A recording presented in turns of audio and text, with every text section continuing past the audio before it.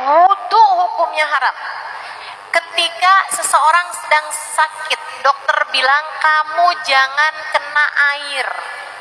Kalau kena air kamu bisa mati, misalnya. Kalau kena air kamu bisa lumpuh, misalnya. Kalau kamu kena air, misalnya bisa rusak anggota tubuhmu, bisa buta, bisa hal-hal yang besar-besar lainnya. Maka saat itu hukum wudu hukumnya adalah haram. Haram bagi orang tersebut. Kenapa gitu? Sebab Allah Subhanahu wa taala mengatakan dalam Al-Qur'an, la tulqu biaidikum ila tahlukah. Janganlah kalian mencelakakan diri kalian sendiri. Wudu bagus, tapi kalau kondisinya tidak memperkenankan kamu untuk berwudu dengan perkataan seseorang yang pakar dalam bidangnya, gitu ya. Lain kalau kamu perginya ke dukun. Kemudian dukun bilang, oh kamu dalam masa 40 hari gak boleh kena air. Saya gimana, Mbah? Kalau saya pergi wudu gimana? Gak usah juga pergi wudu gitu ya. Nah kalau kayak gitu tidak didasari dengan ilmu. Tapi kalau seorang dokter yang memang kita tahu kebenarannya, maksudnya dia bukan dokter abal-abal gitu, ada ijazahnya, ada rumah sakitnya, ada kliniknya, memang adalah seorang dokter yang benar, begitu kan ya.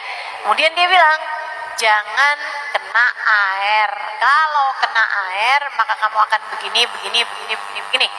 Nah itu kalau misalnya dokter tersebut mengatakan semacam itu, kita wajib untuk mengikutinya. Sampai-sampai kalau kemudian kita wudu pakai air juga, hukumnya adalah haram. Hukumnya adalah haram. Jangan kemudian kamu pikir, ya udah deh wudu aja deh, kena air. Kalau mati kan saya syahid, mati karena berwudu. Itu bukan mati syahid, namanya mati sangit. Mati sial itu ya. Bukan mati syahid itu mah. Enggak ada. Jadi kita itu tidak boleh mencelakakan diri kita sendiri. Enggak boleh. Kalau misalnya dokternya bilang, kamu dok ini boleh nggak ya dok kena air ini? Saya lagi kena sakit cacar semacam ini. Dokternya bilang, kamu kalau nggak kena air sama sekali, biasanya nih sembuh dalam 5 hari. Kalau kamu kena air, mungkin sembuhnya akan ngambil waktu 10 hari. Misalnya gitu ya, atau 7 hari atau 8 hari. Walhasil lebih panjang lah masa sakitnya kalau pakai air, kalau pakai wudu gitu. Tapi kalau tayamum aja 5 hari mungkin cepat kering, jadinya jadi cepat jadi cepat sembuh. Apa hukum wudu pada saat itu? Hukumnya makruh. Karena jadinya memperlama masa kesembuhan.